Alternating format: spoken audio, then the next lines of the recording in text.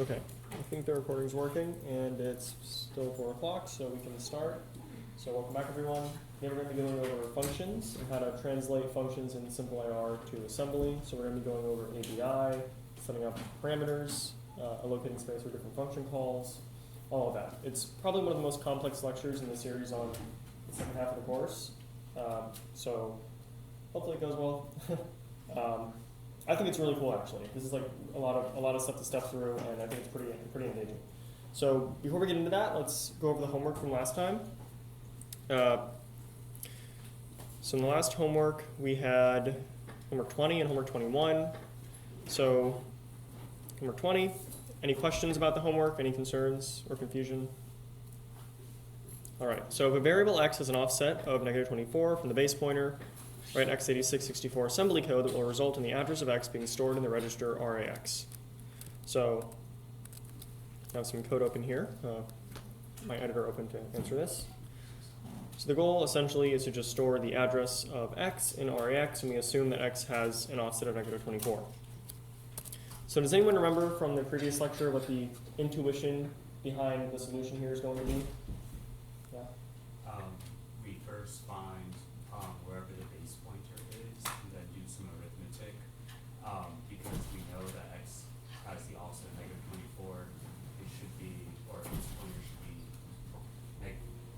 -24 from the base pointer. Okay, yeah, exactly. So we're just basically going to get the address, the base pointer, and then we're going to just add to the base pointer the offset of x, and that's how we can get the address of x, essentially.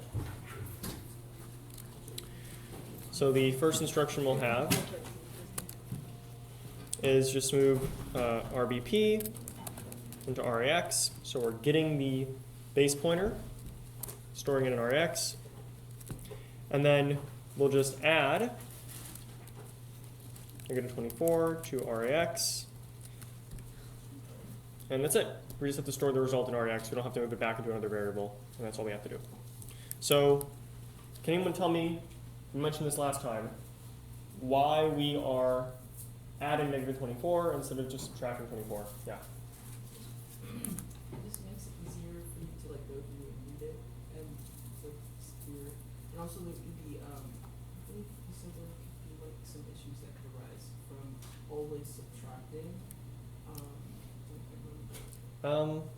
Not really any issues. It's more so for our convenience because in the symbol table in memory, we're going to have all the offsets stored as negative values for local variables. So it's easier for us running the compiler to simply add a negative than to, in your compiler, get the offset, negate it, and then add, or I should say subtract, a positive. So it's simpler for us just to add the negative directly. But you could subtract the positive value if you really want to.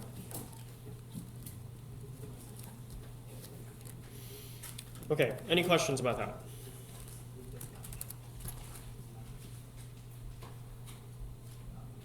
So I guess one question I have for all of you is, what simple IR instruction does this assembly code correspond to?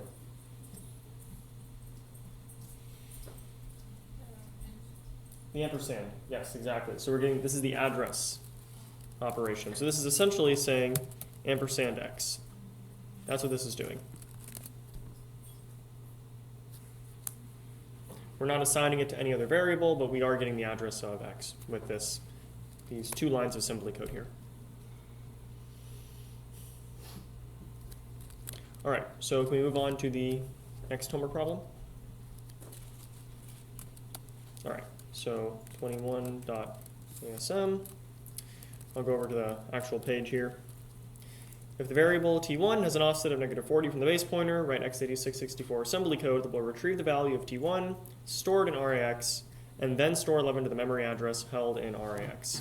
So big idea, we're storing the value of t1 in RAX, and then storing 11 in the memory address held in RAX. So before we begin, can anyone tell me what simple IR operation this code corresponds to?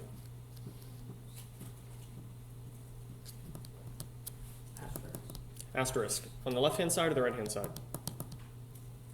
Right-hand side.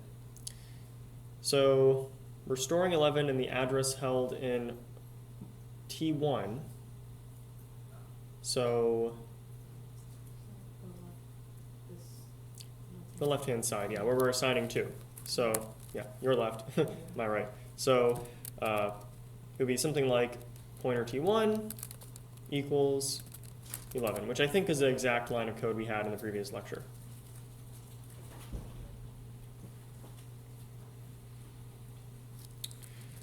So can anyone remind me how, I guess, well, the first instruction is pretty self-explanatory, I suppose. Moving the value of T1 in RAX. How do we get the value of a variable? What's the syntax that we use? Yep, negative 40 offset from RBP. We move it into the RAX register. That's number one. Yeah. What would be the difference? I know the last question was shown, but like, what would be the difference in wording for you to know that like you would already have that information, or you would need to add that? Like, What information? like, you know, how, like in the last one, you got to start.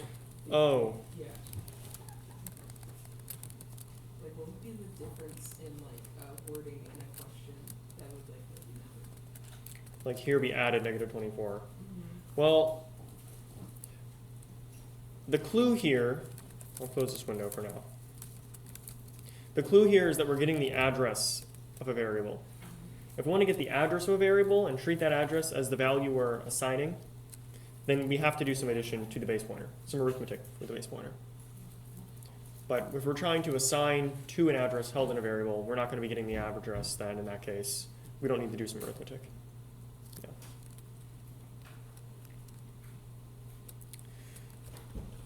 Okay, let me go back to the 421. All right. So here we've moved the value in T1 into RAX. So RAX presumably now holds a memory address, if we are correct in our assumption that this is the syntax that we're trying to translate.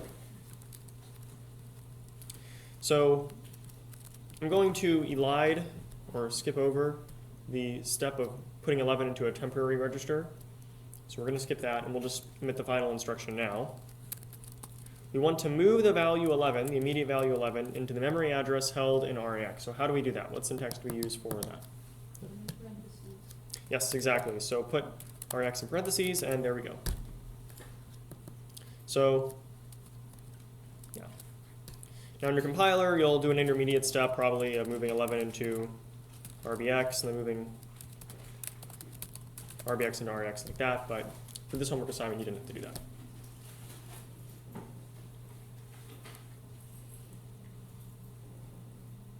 Any questions? Okay, the pointer operations are a little tricky, but I think once you get them once, you got them. That's kind of how it is with all the stuff with this compiler. You only have to solve it once, and then it just works. All right, so there's no more questions about homework. Then what I'll do now is go on to the lecture. Oops, let me refresh this. Okay. Let me draw my drawings over here. So, yeah, today's about functions. So we're translating again functions in simple IR to assembly. You've kind of been doing parts of functions, the logic inside of functions, been translating them to assembly throughout this course up to now, but now we're going to be looking at the prologue, the epilogue, all the other things that we've kind of been skipping over up till this point. So just as a reminder, our goal is to create a compiler, so we're translating simple IR code, some high-level language, into machine code that can actually run on our processor. Just a reminder of what we're doing in general.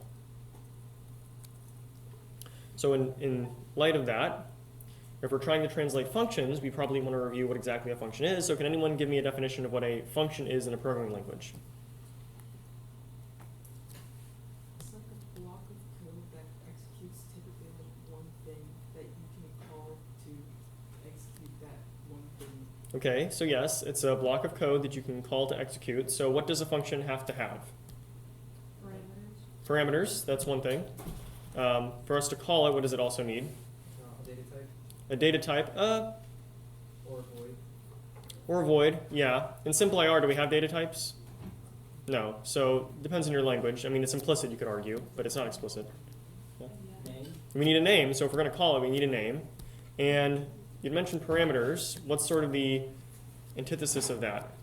Not the inputs, but the return value, yeah. So you had said the data type, that's sort of the reference to the return value.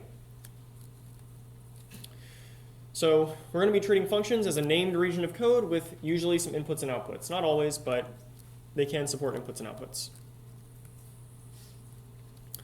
So the big idea of a function, you probably have reviewed this in computer organization in some capacity, but just to remind you. When we're working with the function, so let's say we have some function here, f, that we're calling, that's currently being executed.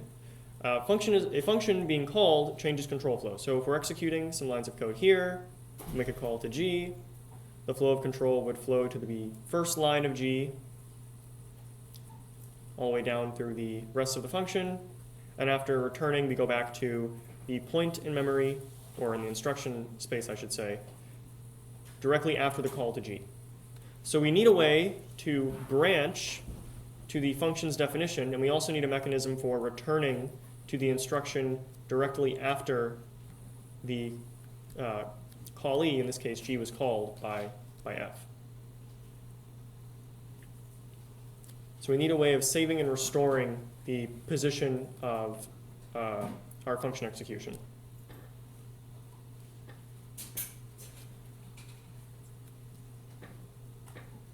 So this should be kind of familiar. You probably already intuitively know this by now. You're this far into the CS degree.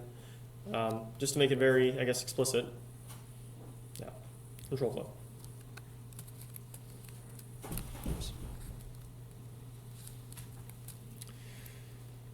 So let's see. Yeah. So in this case, we have some function f that we're calling with a simple definition just returning 5. For the assembly code, when we translate the function f, you've probably noticed this in the given to you functions for the compiler. The first thing we do is generate a label. So every function needs at the beginning of its definition in translated assembly a label, which we use for branching to. And then in the actual calls to a function, we actually just use the call instruction f. And you'll notice that there's no parameters passed here or anything. We'll explain how those are all passed later on in this lecture. But the big idea, we use the ret instruction to terminate a function and the call instruction to call another function. And in simple IR, the RAX register by convention is used, not in simple IR, in assembly, in System 5, System V ABI that we're following, application binary interface. The RAX register is going to store the return value of any function we call.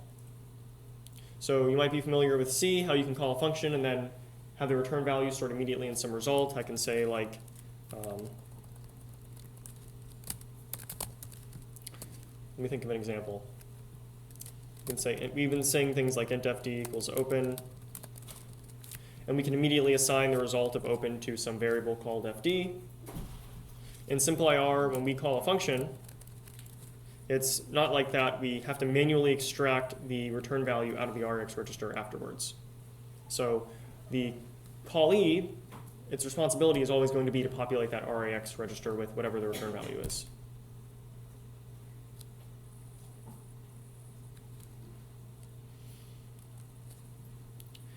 And so the call and return instructions are going to perform two tasks each. The first thing that the call instruction is going to do is save the return address. So we had saw in this diagram here, if we call G from within function f, we first have to save this return address and then branch to the beginning of the function G.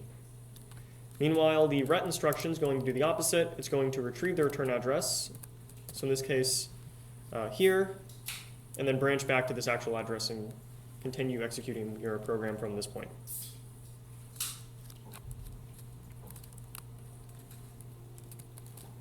So sort of an overview of the instructions we're going to be using. We're going to be seeing them in more detail as this lecture goes on, but this is just an overview of what they do. They save the return address, branch to it. Get the return address, and then branch back to it. So let's see an example of these instructions in action. Okay, so I'm going to switch over here now to first example. So we have some assembly code here in the left and some registers here in the right. Now, can anyone tell me what stores from computer organization, you might remember this, what stores the next instruction to be executed? The PC, the program counter. In assembly, we have this kind of creepily named RIP register, so it's the instruction pointer. So we're going to start with the _start symbol. I don't know if any of you have noticed this in your compiled, or if you've looked at any of the compiled binaries that GCC produces, or if you remember this from the lecture that we had earlier on source to process. But the _start symbol is the real entry point for your program. GCC inserts this when you compile your code with GCC, and then this is what sets up main and calls it and tears it down afterwards. So this is going to be the real start symbol of any of our code that we execute. So we're starting with _start, and let's step through these instructions one by one. So if we're starting at _start, the instruction pointer should begin at instruction 3. So we'll be on instruction 3. We're going to call the function f. Now, for a call, what is the first thing that a call does that we saw in the previous slide?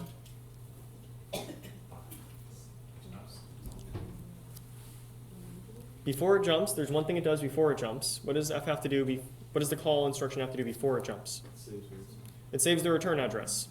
So if we're currently on instruction 3, what should the return address be? 4. So, yeah.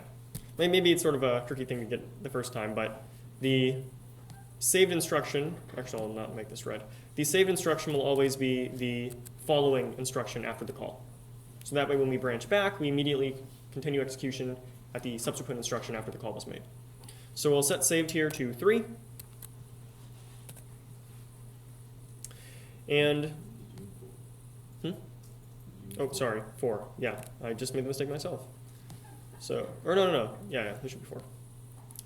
Should be black, and then we'll branch to the beginning of f, which should be 1.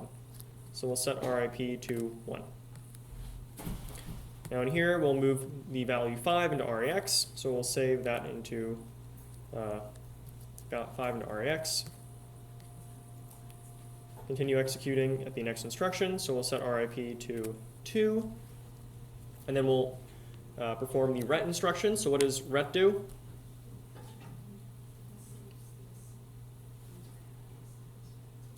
Yes, it retrieves the return address and then branches back to it. So the return address here is going to be 4. We had saved it as 4.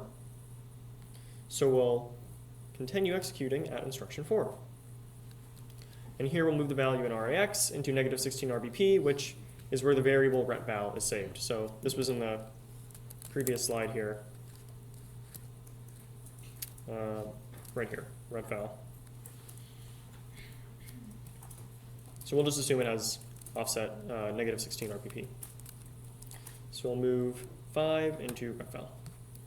We'll set this to we'll be done with that, and then, oops, I forgot to change this to 4. But after we're done executing that instruction, the instruction pointer should be set to 5 anyway, because now we're done executing. So a very simple introduction to functions and how they successfully change the flow of control throughout the program. But the question I want to ask you here is, what happens if we have multiple nested function calls? Will this schema that we have work?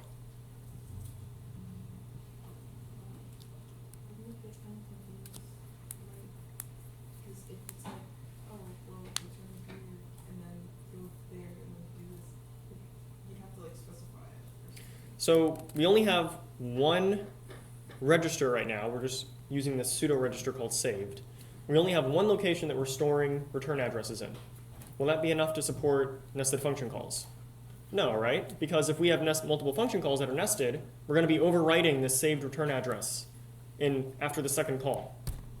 So clearly we need a more robust approach to supporting nested function calls. And can anyone guess what we're going to use to do this? We've seen it before. Close. What? Not jump, no. What part of memory are we going to use? It's part of memory. Not the heap, but the stack. Yeah. So we've been using the stack for everything. So we're going to be using the stack for solving this problem as well. So now let's look at a more complex example we have a longer snippet of code here. And we'll see how the stack functionality works. So we're not calling multiple functions here. Actually, yes, we are. My indentation's just a little bit off, so it got a little messed up. Let me move these over a little bit so it's clearer.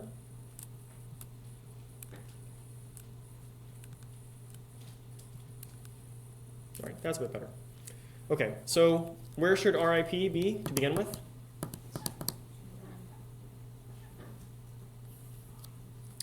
5, right? Because start is our entry point, so we're going to be setting RIP to 5. So I'll make this black. Yeah. So start is kind of like the main function and like For assembly, and really it's just a convention that is followed on executable and linker files that are run on Linux machines. They use the underscore start symbol to signify the entry point for your program. This is going to set up main, run main, and then tear it down afterwards. You can look at the source to process lecture for more information. It's kind of a lot, so we kind of don't go into too much detail, but yeah. Big idea is that underscore start is the true entry point to your program. That's the one thing you should take away from that. Okay, so we execute the call to G. So what is going to be the return address for after this call to G? 6, correct. So we'll put, what we're going to do, instead of storing 6 in a variable, we're going to store 6 on the stack instead. And we're starting the stack at the top and working our way downwards. Why is that? Because the stack grows down. Yeah. So we're storing 6 at the top of the stack right now, or the bottom of the stack, I guess, growing downwards. Then we're going to branch to the first instruction in G. So I'll make this red and make this 3. Now we're going to call H. So what should we do for the call to H?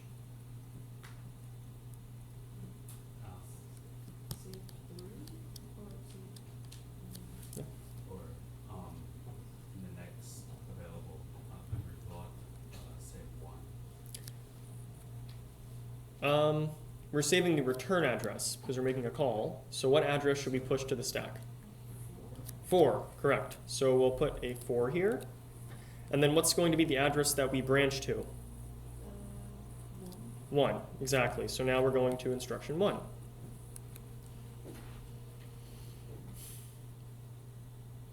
So far we've just been calling nested functions. We haven't been executing any actual code yet. Yeah.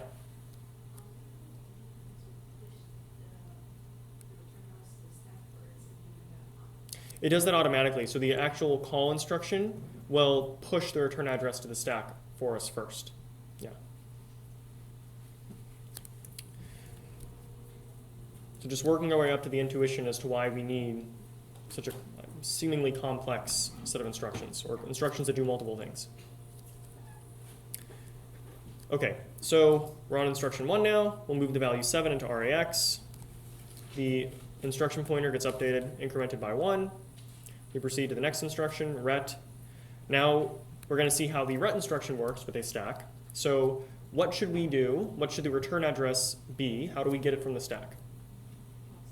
Pop it, right? We pop the top value of the stack. That's going to be 4. So we assign RIP to 4. And then move our instruction pointer to 4. So now we execute ret again. So we're going to pop the next value off the stack. We'll pop 6 off the top. Put it here in RIP. And then move our current instruction to number 6. Then all that's left to do is execute this last instruction. Again, assuming the variable retval has offset -16. We'll set this to 7. Turn this off. And don't forget to increment the instruction pointer by 1 at the end. And lucky numbers.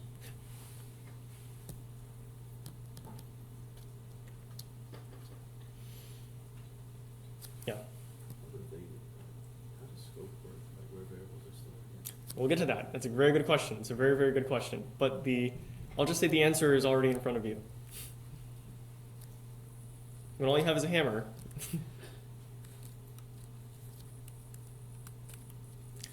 Okay.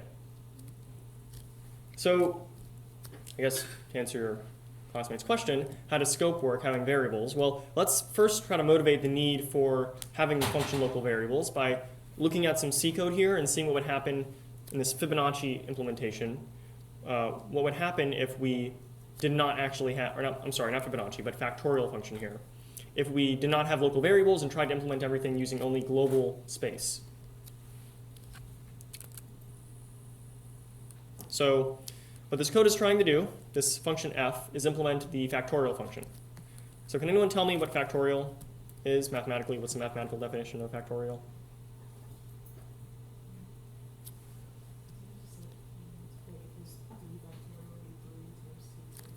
Exactly. So I'm actually going to use 3 as the example. So good pick. 3 factorial equals 3 times 2 times 1.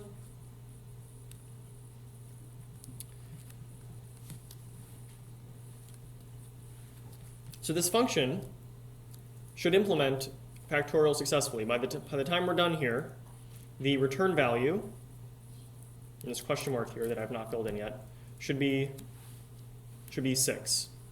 So 3 times 2 times 1 equals 6. And just to reiterate, we're trying to do all this with a single global variable called saved n.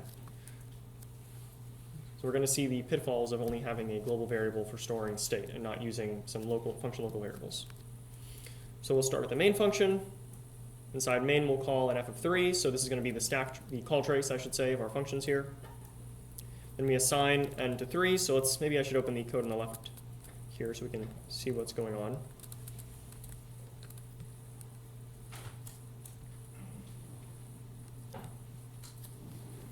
So make our call to f of 3. That's the call right here. Then within this function, we're going to check if n is less than or equal to 1. 3 is not, so we're going to continue to the else branch. We're going to assign saved n to the value of n, which in this case is 3, so we're going to say saved n is equal to 3. Then assign n to n minus 1, call f of n with the value of n minus 1, so now we're going to f of 2. Oops. Right here.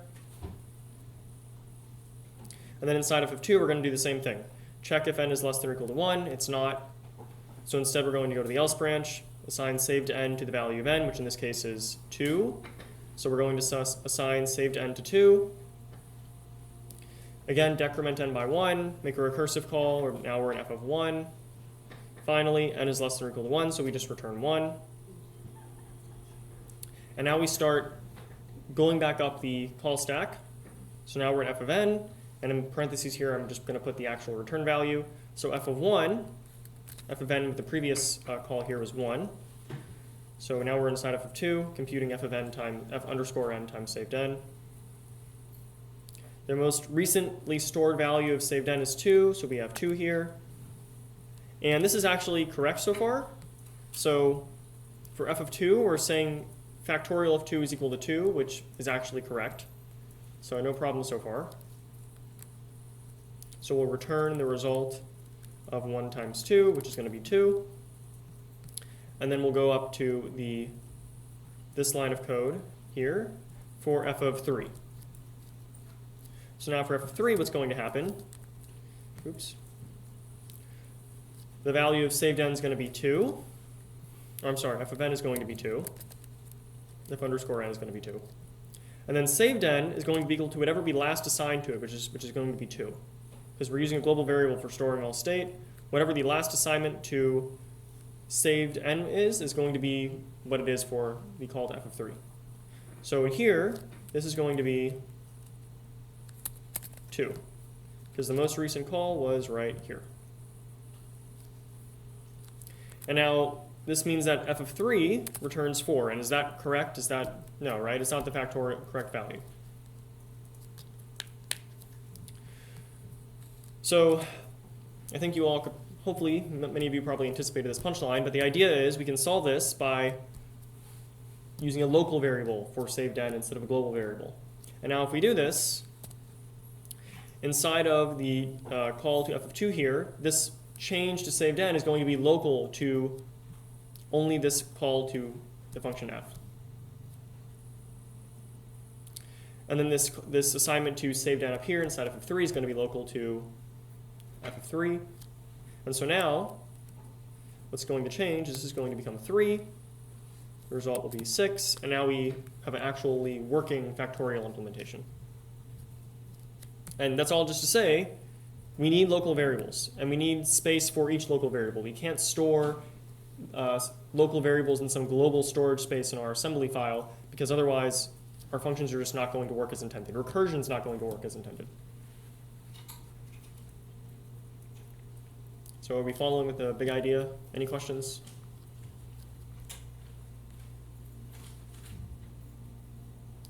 Okay.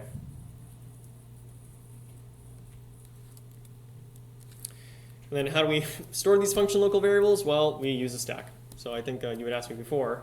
The answer was just use a stack like everything else. So we're actually going to be using the very same stack that we store the return addresses onto. So let's see an example. If we have some local variables, a function here, example underscore variables, we'll be using this as a running example, with 2 variables x and y. The big idea is that we can keep track of where these variables are using the stack pointer. So RSP, the RSP register, always stores the top of the stack.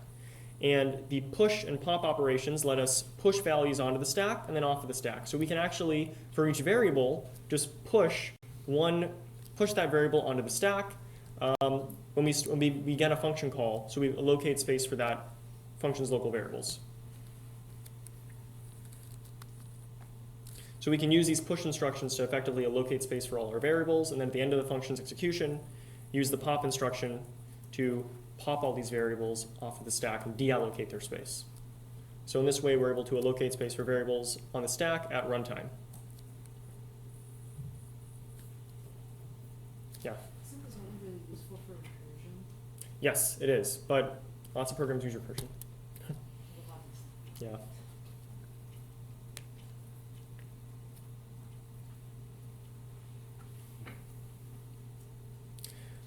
Okay. Now, going into these push instructions and push and pop, I would recommend just reviewing this when you're working through the compiler. Push subtracts from the stack pointer first, and then copies data into the current value of RSP. We'll see examples of what this looks like later on in this lecture, but the big idea is that push subtracts the value first and then pushes the value onto it, or puts the value on top of the stack. And then pop does the opposite. It gets the value off the top of the stack and then increments the stack pointer. So if the stack grows downwards, incrementing the stack pointer effectively pops the value off the stack. Now I've kind of, providing this intuition, I'm now going to show you an optimization that we're going to be doing, which you've probably already seen in your compiled simple IR code. It's that if we already know ahead of time how many variables we're going to allocate space for, we can simply subtract from the stack pointer directly the amount of space we need. So if each variable is 8 bytes, because we're on a 64-bit machine, 64-bit instruction set, then we can allocate space for n variables by just multiplying the n by 8. So 8 bytes per variable. So in this case, we have 2 local variables, x and y. And so to allocate space for those locals, we just subtract 16 from the stack pointer at the very beginning of the function. And then when we're done, we just add 16 back to the stack pointer to deallocate that space. So let's see an example of this. I'll walk through an example of a stack frame.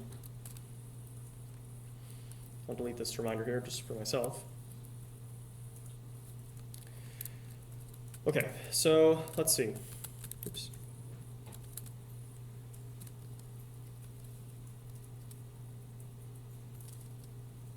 Yeah.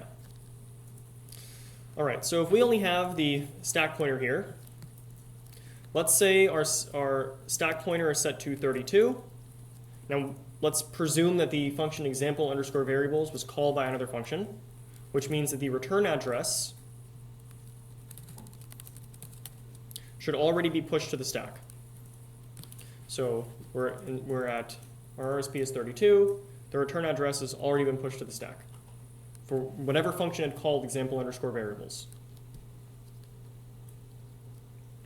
So remember we had said before, return addresses are pushed to the stack. It's the very same stack that we're going to be pushing these local variables to. So now, the first instruction we do here is subtract 16 from RSP. So RSP becomes 16. And what this effectively does is allocate space for x and y. Make this a little bit bigger so it's easier to see.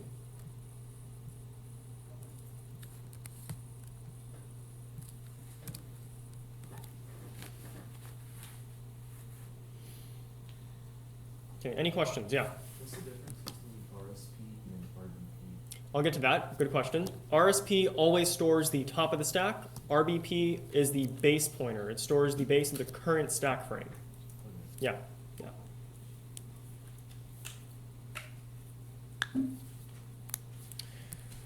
So I guess one question is,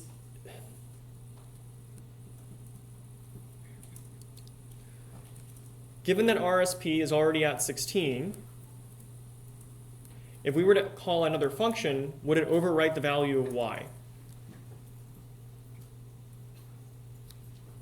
So RSP is stored at 16. 16 is also the address of y. If we were to call another function from within example variables at this point, would the return address overwrite the value of y? I don't think so. Why not? I heard you say earlier, maybe I'm mistaken, but calling a function automatically adds or subtracts the pointer. Yes, so that's exactly it. So this is a point that really can confuse people. I know it confused me when I was first working on this compiler. But if we were to call another function, it would first decrement the return address. So we would decrement it again, go to 8 here, and then push the next return address onto the stack after that. So something to keep in mind that the top of the stack pointer, it's okay if the stack pointer points to the address of the last local variable in your function. That's normal, because any subsequent call to call would first decrement the stack pointer before pushing a new return address onto the stack.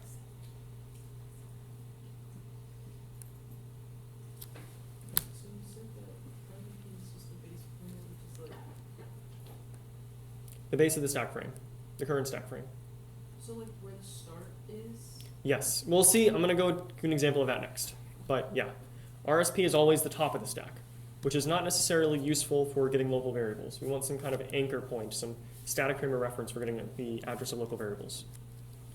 So I'm going to undo some of this, do this here, and then we'll do the add instruction. So we're going to add 16 back to the RSP, the stack pointer. And the values of x and y will stay in memory, but for all intents and purposes, they've been deallocated because we have no way of accessing them anymore.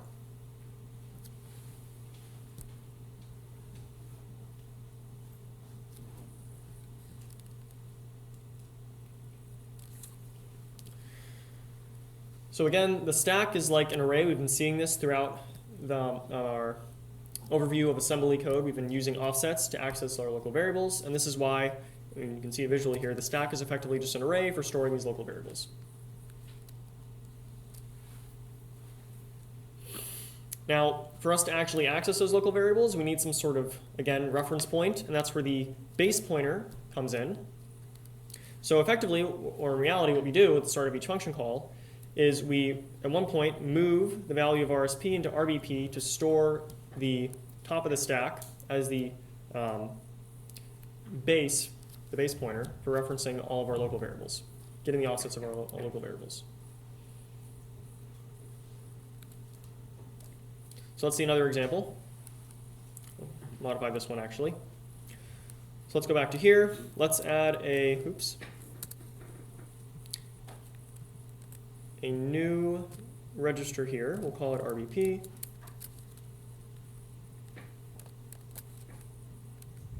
Let's do 16. I'm sorry, 32. And again, so now in this case, I should say, the first thing we do is set the base pointer to whatever is stored in RSP. So we set RBP to 32, and then we decrement RSP. And now, in the body of our function, whatever's going on here, we can use RBP as the reference point to access all of the variables here. And I believe there are optimizations that compilers can perform to actually remove RBP and just use RSP to reference everything. But that's quite a bit more complex. It's harder to think about. So for our implementation of our compiler, we're just going to be using RBP, which the ABI actually specifies is supposed to be stored. So.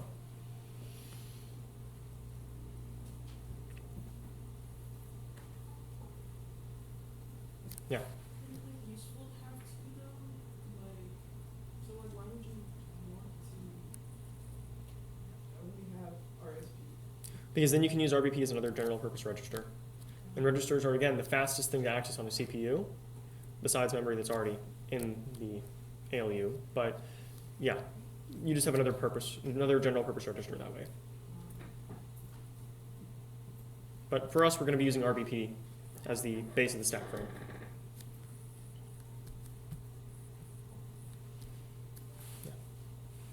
If we're using RSP already, I know the stack goes down, but if we have RSP anyway, so like, what kind of the point of RBP? Is it literally just so when we're like, easy to think about? Yeah, that's really what it is, just to make it easier for us to conceptualize where the variables lie. Okay, so it's purely a heap. So like, Yeah, we don't need it. For your code to run, you don't need RBP. Yeah, yeah. You can, I mean, when we've taught the course, we always use RBP, so I haven't really looked at implementations of compilers that don't use it, but you can look into that if you're interested. Yeah.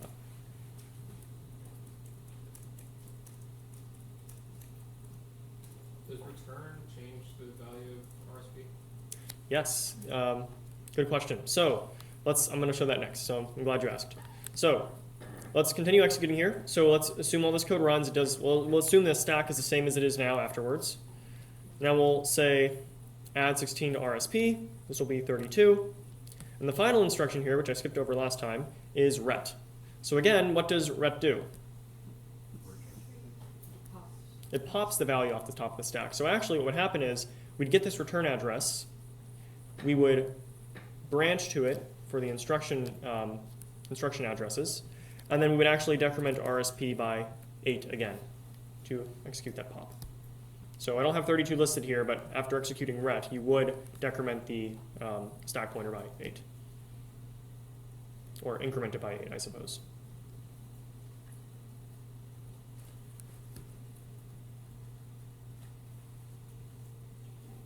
So the need for that will become more apparent when we get into an example at the end with multiple functions calling each other.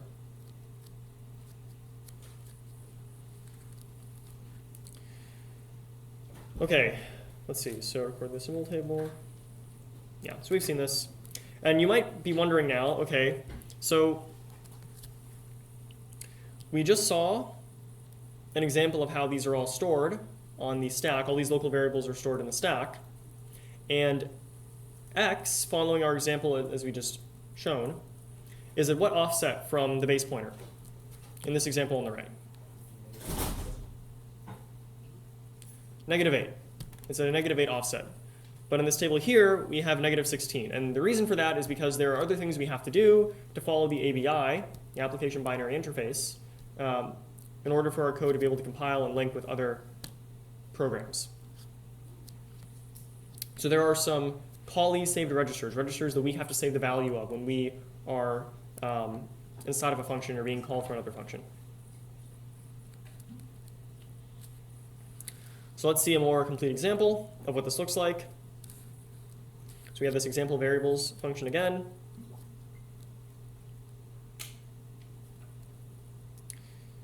And let's see the code. Okay. Should be slide 9.4 actually. Let me make sure I'm not skipping anything. Yeah, I think that was just a typo on my part. 9.1, no, this should be 9.4, okay. All right.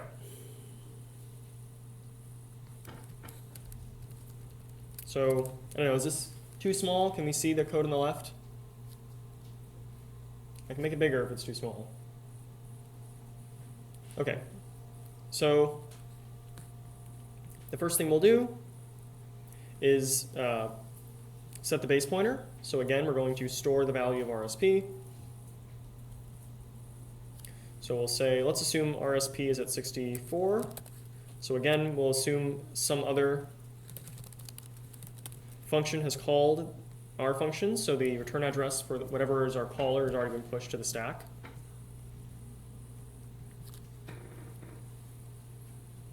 There we go. We'll move RSP into RBP to save the base pointer, so we'll store 64 here. Now, the first thing we have to do, this is one of those ABI specified callee saved registers I was talking about, RBX. We have to save the value of RBX. The ABI just tells us to do it. So let's assume RBX was 42 beforehand. Then we'll just push 42 onto the stack at this point. I'll make it blue. And then, because we pushed a value, we have to decrement the stack pointer by 8, so we'll set this to 56. But the base pointer is still at 64. Then we can allocate space for the locals, so we'll subtract 16 from the stack pointer. That allocates space effectively for x and y. And then we can move, we'll do these instructions here, so move 1 into RAX, move RAX into negative 16 RBP. So RBP is 64. What's 64 minus 16? 48. So at address 48, at the variable x, so we'll move the value 1 into x.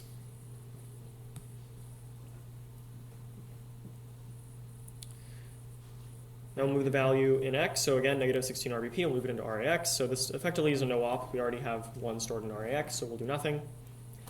And then we'll move the value in RAX into negative 24 RBP. So 64 minus 24 is 40. At address 40, we have y. So we'll move 1, into y, where y is. Finally, we have to set the return value. So as I said before, in x86-64, return values are stored in the RAX register, the A register. So we're going to move the value. I guess I think in this original code here, we had returned y. So we're getting the value in y at 40, address 40, and putting that into RAX, which again doesn't do anything because 1 is already stored in RAX. So finally, we'll remove the local variables from the stack space, so we'll deallocate the local variables. So we're going to subtract 16, so this should be 56. We're going to pop the value of RBX, so we're going to take whatever is at the top of the stack and put it into RBX. That's what this instruction will do. 42 is already in RBX, so we don't have to really do anything here. But if we were to have changed RBX at some point, let's say we had changed it to like 7 or something, then this pop instruction would actually change this back to 42. And then after popping, we have to decrement or increment the stack pointer again to effectively pop it off the top of the stack. And finally, we execute the ret instruction, which will get the top of the stack, whatever value is at the top, branch to that instruction stored there, and then again, we would increment the stack pointer by 8. Yeah. Starting where? Here? Return value to the end. Okay. Let's go back.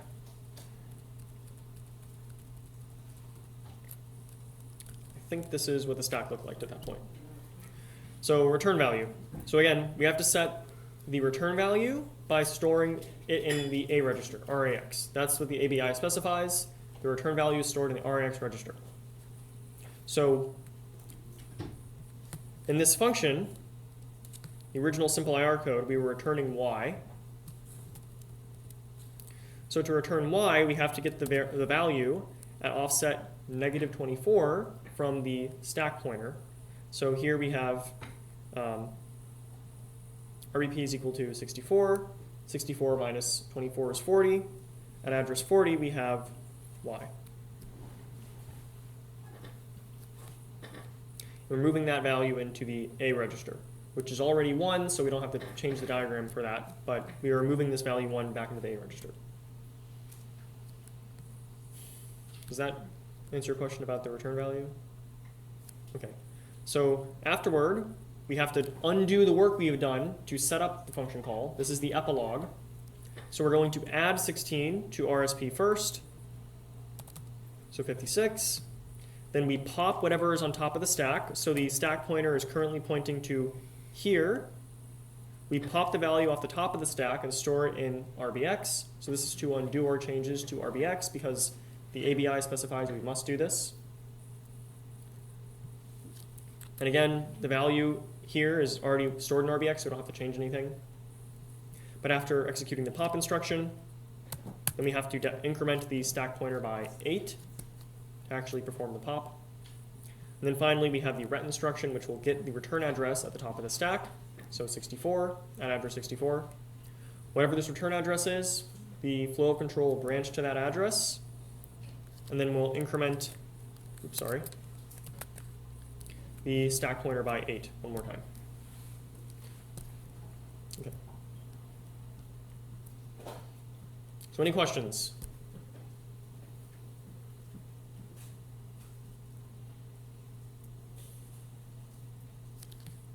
All right, so I know this is, again, one of the more complex lectures, but I think now's a good time to take a break.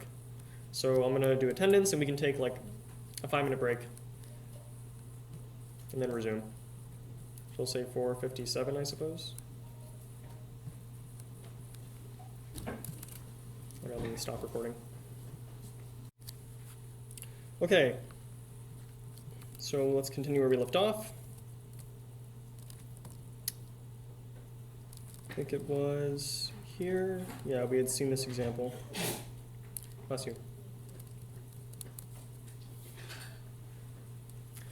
Okay, so another question for you all. Let me go back to what we had before, actually. This is a little messed up. Let me see if I can fix this.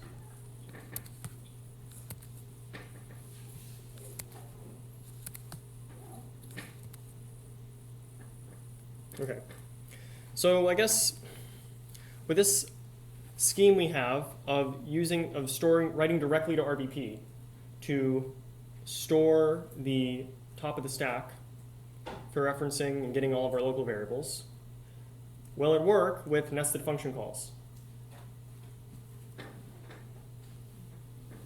Yes.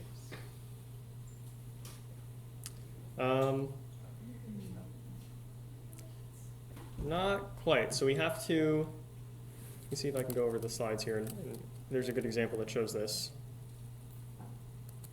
Yeah, so I guess the question is, what does RBP point to after a function returns? So,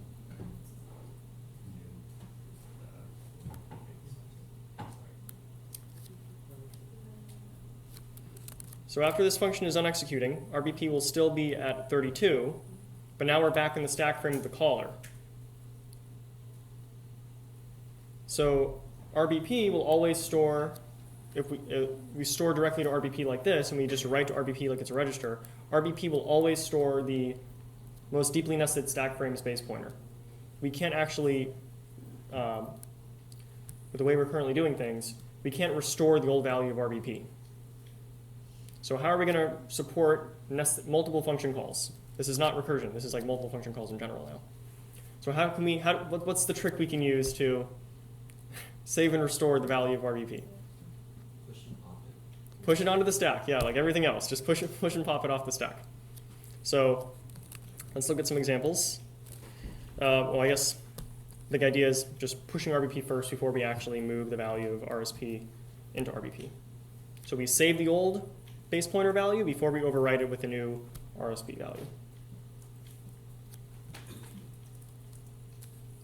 And then in the end, we just pop the value of RBP as well. So before we were popping RBX, now we also pop RBP. And with that, we actually have everything we need for a complete function prologue and epilogue. This is going to be the complete prologue and epilogue. And let's step through an example step through the stack of what this looks like if we are to execute these instructions. I'm going to open another file here. Let me actually delete all this, open it again. Okay. So in this example, we'll assume again the return address has already been pushed. Where the top of the stack is at address 64. This example variables function has presumably been called by another function, maybe main, and so the return address is already at the top of the stack. The first thing we're going to do is push the base pointer, so we save the old base pointer for whatever the calling function is. So we're going to push the value of the base pointer, which in this case we assume is 128.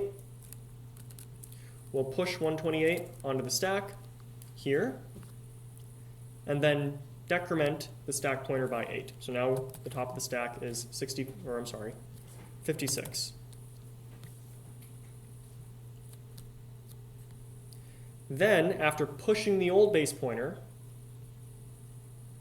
we set the base pointer to the top of the stack frame. So we get the new base pointer. So now, RSP is 56, so we set RBP to 56.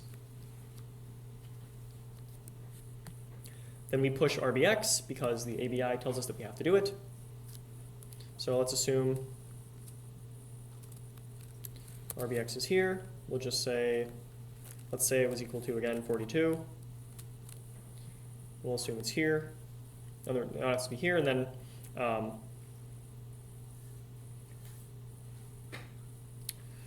the top of the stack should now be decremented by 8 again, so now we're at 48.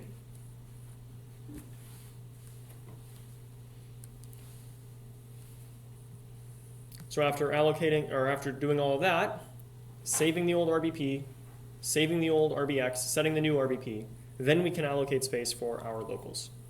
So now we'll decrement RSP by 16, so we'll go to 32.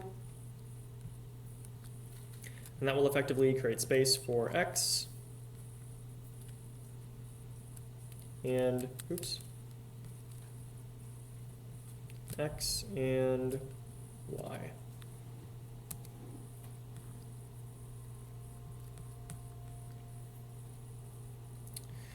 Okay. Then we can execute whatever code is in the middle of this function. Then we can clean up by adding 16 to the stack pointer. So first we deallocate the local variable. So again, it's in reverse order. So we're going to be doing all these instructions, the reverse of all these instructions up here, in reverse order. So we're going to first add 16 to RSP. So this is going to become 48. That effectively deallocates the space for these locals. Then we're going to pop RBX, so we're going to restore whatever the old value of RBX was. We didn't actually change it, so let's assume we did change it. Let's assume we changed it to 7 or something. This pop instruction would take the value at the top of the stack, which now is at 48, so we get the value here, 42. We'd put it into RBX, and then decrement, or increment I should say, the stack pointer by 8. So we're popping it off the top of the stack. Then finally, we restore the caller's base of the stack frame. So now we pop the value of 56. That's going to be 128, what we originally had for RBP. So we set this to 128. And then increment this by 8. And now our address is back at 64, where the return address is, which is where it should be when we're done. And then finally, we return. So we execute ret. We'll, branch back to whatever this address points to, or our control flow. And then we'll increment the stack pointer by 8 again. So any questions? Yeah. When you push, does it automatically decrement RSP? Yes, it does, but it decrements it first. So that's a key thing to keep in mind. Yeah, it decrements first, then it puts the new value at wherever the top of the stack is. So normally when you're setting up a stack frame, the top of the stack will be the same address as your last local variable. Yeah.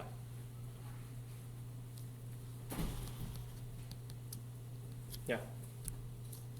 So, just so I'm understanding this, when we push, that like gets rid of what's in RBP, but It's the combination of pushing at the beginning and then popping at the end is what ensures that when the caller has control flow return back to it, RBP and RBX will be what they were originally. Yeah. And the 16, that's just 8 for however many variables we have. Yep. Like if we need 24, we had 3. Yes, exactly. Now there's a slight wrinkle there. Not necessary for you to really know this, but you can treat it as 8 times n, where n is the number of local variables, but the ABI also specifies that the stack should always be 16 byte aligned. So it should always be the nearest multiple of 16, enough to store all the local variables. But if you're a compiler, don't worry about it. You can just do 8 times n, which is what I think we have. That's already in a function given to you, so you don't have to worry about that logic anyway. But if you want to be really technical, yeah.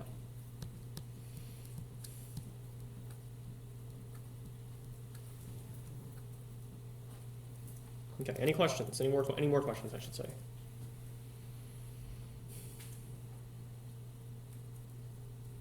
Okay, I'm glad you all seem pretty engaged. I think you're getting the idea.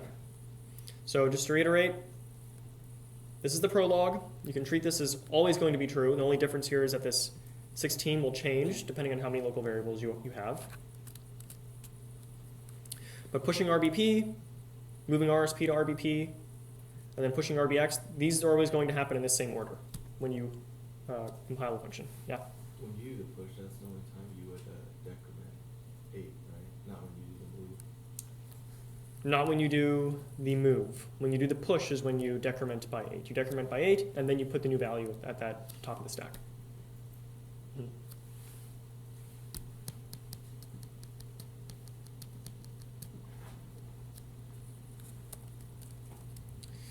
And then the epilogue, just doing all that in reverse order, essentially.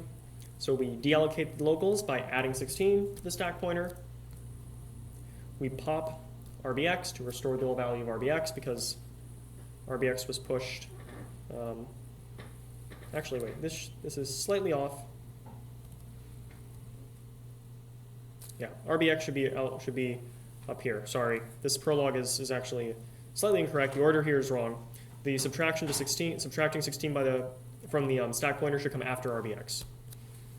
This is correct. This actually has a typo. I'm sorry. I'll fix that. But it should be push RBP, move RSP RBP, push RBX, and then subtract 16.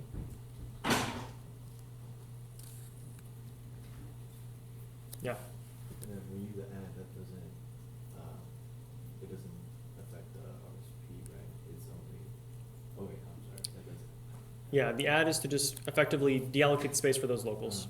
And the 2 pops would be 8 each, and the ret would also be another 8? Yes, or yeah, it would be another 8. Yep. So there's one more 8 on the epilogue and the prologue? Yes, and that's because the prologue assumes that you've already been called, so you already have 8 bytes pushed onto the stack for the return address. So again, we assume that 8 bytes are already on the stack for the return address. The ret instruction at the end here is just cleaning all that up. It's the last thing you have to do. Yep.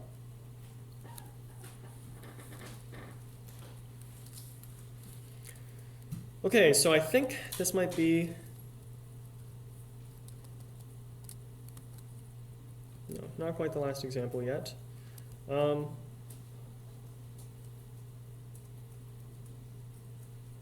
right, this seems to be the same as what we just did, so I'm going to skip this example so we have more time to go over the last section here. Calling conventions. So far we've seen local variables, we've seen return values, we've seen how to support nested function calls and return addresses. The very last thing we have to look at is parameters. How are we going to pass parameters between functions? And I mean, you can probably all guess what we're going to use to do that, the stack. But there's a bit of a twist here, and it's that we're also going to be using registers as well. So here's a link to the OS Dev wiki, where we, what Dr. Gazilli and I have referenced in writing the compiler. We reference this website often. It says here, where is it?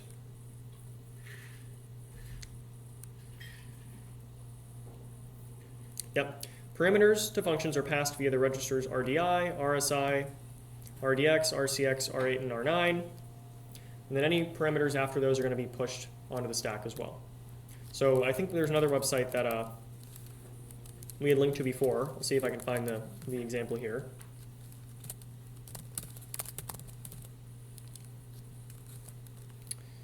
This would be Eli Bondersky. Yep, right here. Okay. So maybe you all remember this diagram from the source to process lecture. Maybe now it makes more sense after seeing all the stack information that we've been going over. Notice that in this function definition, in this C function definition, the parameters are all stored in these registers first. There's 8 registers that you store the first 8 parameters in, and then any parameters after those first 8 are going to be pushed onto the stack, or 6 I should say. 2, 3, 4, 5, 6. 6 registers. And then any ones after that are going to be pushed onto the stack before the call. So here, A, B, C, D, E, F are going to be stored in these registers, and then G and H are going to be pushed onto the stack. And then, I don't know why, but the ABI specifies they have to be pushed onto the stack in reverse order. So it makes things even more confusing. G is the first parameter here before H, but G is going to be the one closer to the return address.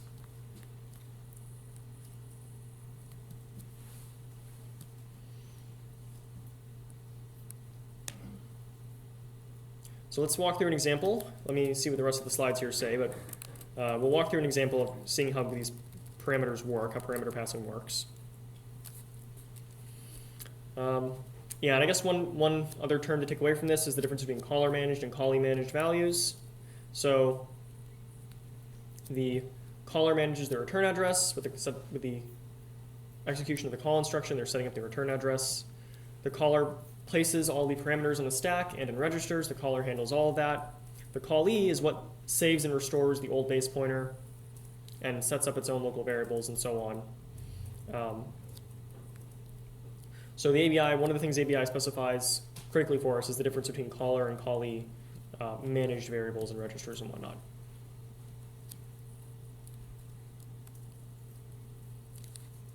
Yep, so let's see. All right, so this sort of sums it up as well.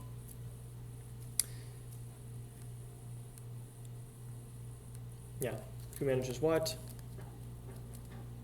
And now let's look at this example, this simple IR code. So all we're doing is we have this function main.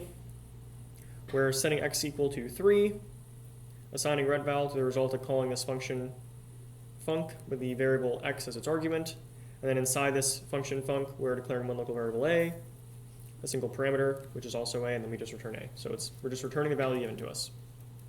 And showing you the simple IR code now, in the next slide we're going to look at the assembly code, and we're going to walk through a long example of how we can actually execute multiple functions on the same stack. So we're going to use everything we've seen so far to execute these 2 functions. So here's all the code. It's a lot. So what I've done to make it easier to read is prepared a file here, a long example.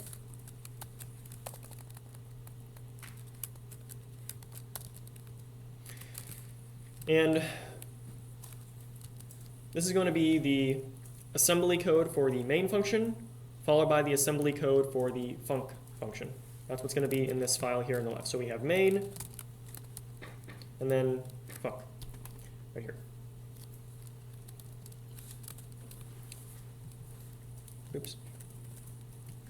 All right. Now, the last thing we'll do, oops. This will be the last thing we do for this lecture. Oops, over here. I'm just actually going to walk through like all this code here, and we can see how these function calls work when they're calling each other, and how parameters are passed. So, again, we're going to assume, like we had with our previous examples, that the function we're currently in was called by something else. So we're in the main function. So presumably this was called by underscore start, or whatever function it was that called main, which should be underscore start. And the first thing we're going to do is push the old value of RBP. So we don't know what RBP is here. I'll just put in 42. like I have been doing. We'll push this on right here. And then we'll decrement the stack pointer by 8. So now we're at 80. And I think what I'll do to make that a bit more clear, I'm going to add a little red line here to show the top of the stack pointer, to show where the stack pointer is right now. So we're at 80. Maybe it should be an arrow, actually.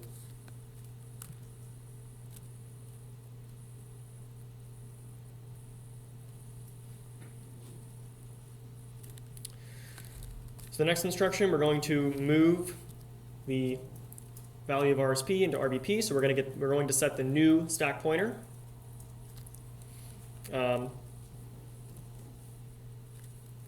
Or a new base pointer, I should say. So we're moving RSP into RBP, so we'll say 80.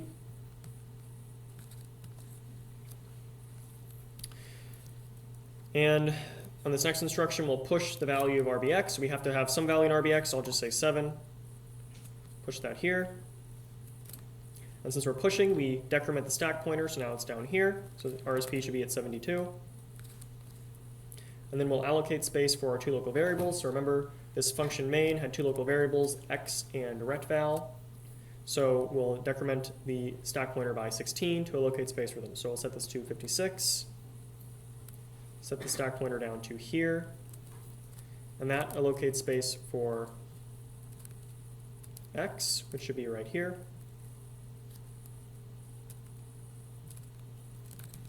And retval, which should be right here. And remember, the top of the stack should point to the address of the last local variable. So this is to be expected.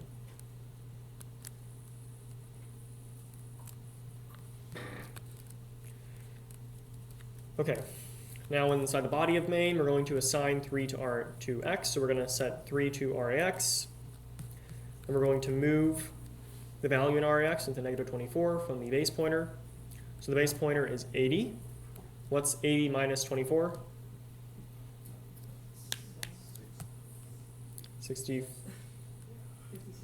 56, which is retval.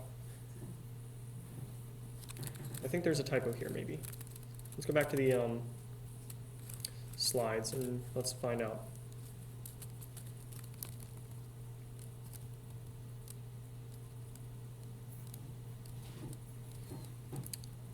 So what did this simple IR function do?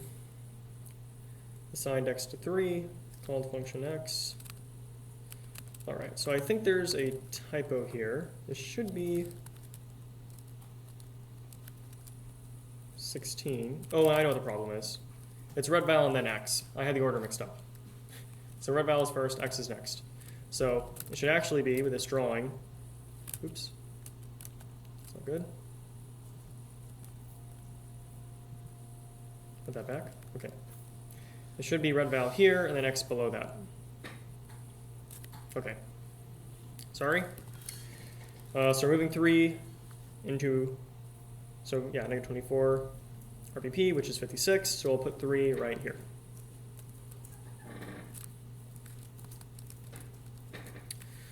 Now for the function call, we have to store the first parameter, which again, that function call, if I'll go back to it here, we're calling func with the argument x. So we have to store x in the first parameter that's available to us, for first register available to us for passing parameters. There's 6 registers we use first before pushing parameters onto the stack. So the first parameter that's given to us is RDI. So we're going to use the RDI register to store the value of x when we go to call func. So we're going to put the value of x, which is -24, 3 here, into RDI. Then we're going to actually execute the call instruction. So what does call do? Saves where it is right now, and then it goes to the function. Yes, so it saves the return address. So we're going to we push it onto the stack. So the first thing we do is decrement. When you do a push, you decrement first. Then we save the return address. So return address to main. Maybe I should clarify this. This should be from underscore start, and this should be from main. We'll say that. And then the flow of control will branch to the function func. So we'll go right here. And now we'll start executing code from here. So now we're going to push RBP onto the stack. And we're using push Q. I should have said this earlier. We're using push Q because Q for quad, 16-byte words. We use 64-bit values in x86 64, so push Q for push quad. So we're pushing the RBP onto the stack. So now we're saving main's base pointer. So we're going to put, for a push, we're going to decrement the stack pointer and then push this value onto the stack. Then we're going to set the new value of RSP to, or RBP to the value of RSP, so 56. Then we're going to push RBX. So we'll say RBX is still 7, so we decrement the stack pointer for a push. And then put the new value of RBX, old value of RBX onto the stack. Yeah, questions? When we do the return address, do we not decrement the stack pointer before we do it? Did I forget to do that? Where was it? I think I should have done that. Yeah, I think you're right. I think I forgot to do that. So the stack pointer, the return address should have been 48. Then we pushed, let's go back, because I think I forgot to do that. You're right.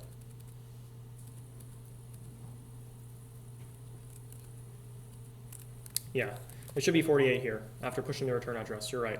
You decrement first, then put the return address there.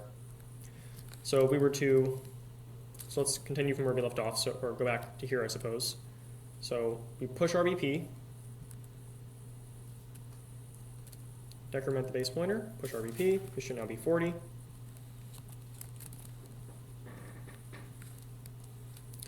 Then set the new value of RBP to 40. Push the value of RBX, so we'll push 7 here. Oops. Should be 32. All right, does that look good so far? I think that's correct. And finally, we'll allocate space for the function func's one local variable, which was A. Yeah, question? Well, why do you set RBP to RSP and then push RBX? So we,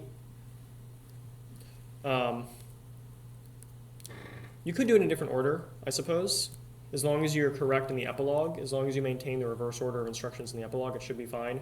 We've just done it this way where you push RBP first and then move RSP into RBP to set the new base pointer of the current function that we're calling. But I suppose you could rearrange these if you wanted to. Would that still be right? I don't think it would be bad. I don't think it would be a problem. I don't think the ABI says what order you have to do this in. So I think that would work. As long as your code, you have to set up the symbol table appropriately to deal with that. Yeah. Yeah. What is the purpose of RBX here? Of what? The purpose of RBX? The ABI just tells us to restore it. And I'm just trying to be complete because I don't want you to, because in the implementation that we give you, RBX is saved and restored. I don't want you to see that and see a discrepancy between what we went over in lecture and then in the actual code. And if you actually read the ABI, it tells you have to save and restore RBX. So just for completeness, I'm presenting it here. But it doesn't really do anything, and it's not really affecting any of our examples in this case.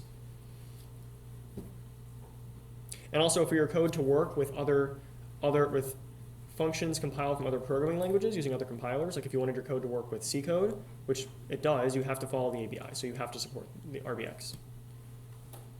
This is what enables our code to work with the iolib.c file that we give you in the implementation. The printint and scan and readint functions that you can call from that iolib.c file, that only works because you're following the ABI. Okay, so last thing we do, subtract 8. So that's going to be 24. And that effectively allocates space for A.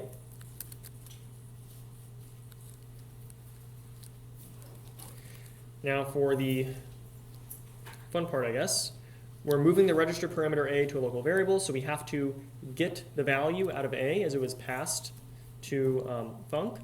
So we know the caller stored its first parameter in the register RDI. So to get that value out of RDI, we can just move it into the local variable A. So this is why in simple IR we have the local variables or the parameters be a subset of the local variables, because it lets us just easily, again, follow a template of moving values into and out of parameter registers and stack spaces for local variables. So here we're moving the value out of RDI into negative 16 RBP. RBP is 40.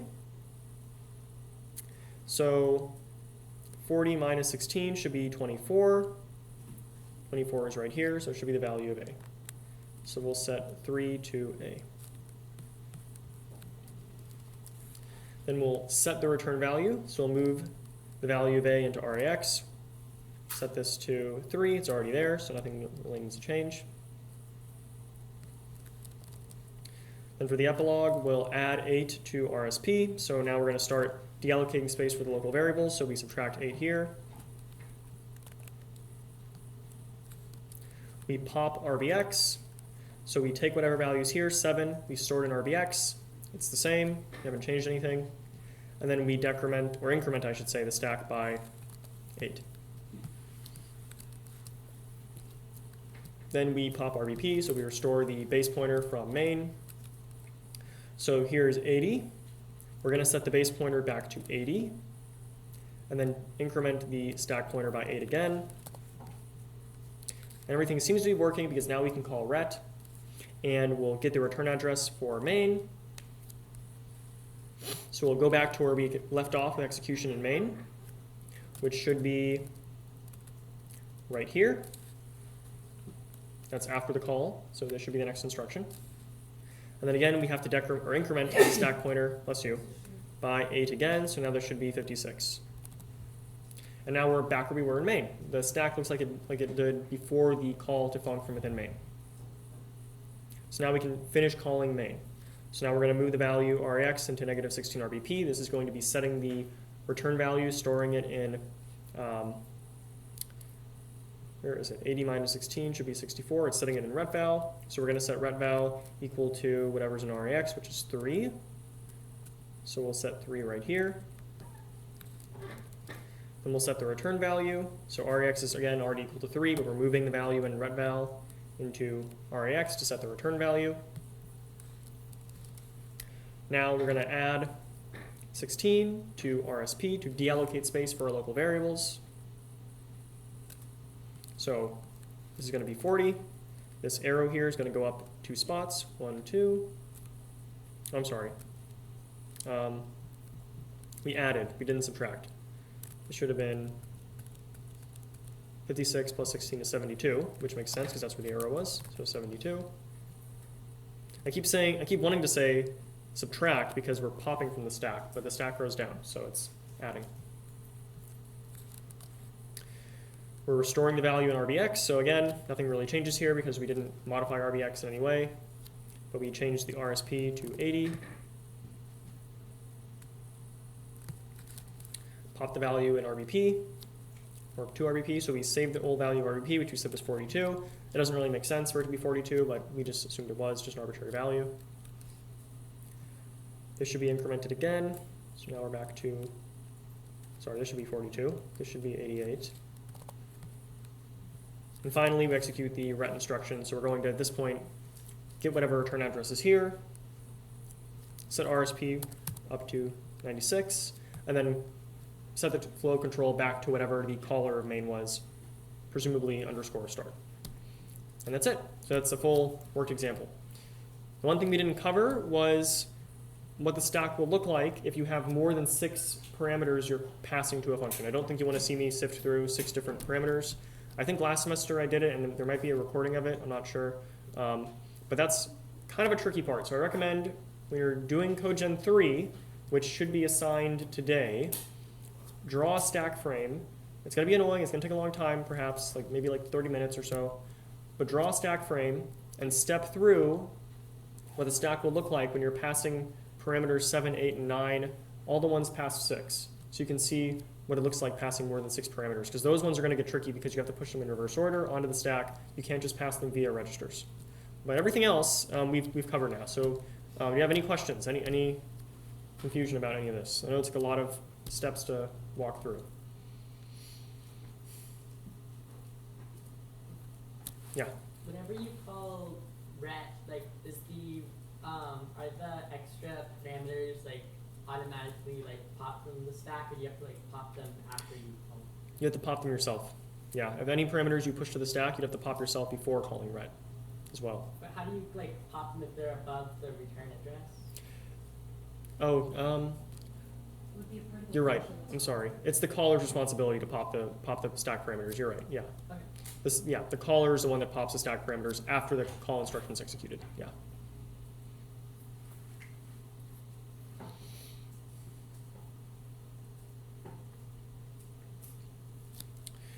Okay, any questions?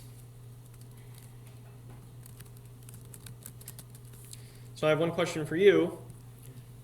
If we're storing our return address on the stack, does that present any kind of security vulnerability? How can you exploit that?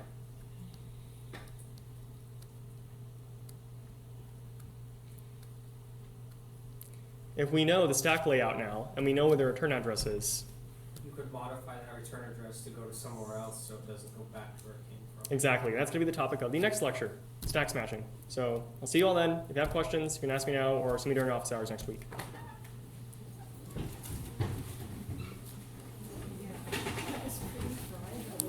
What is the difference?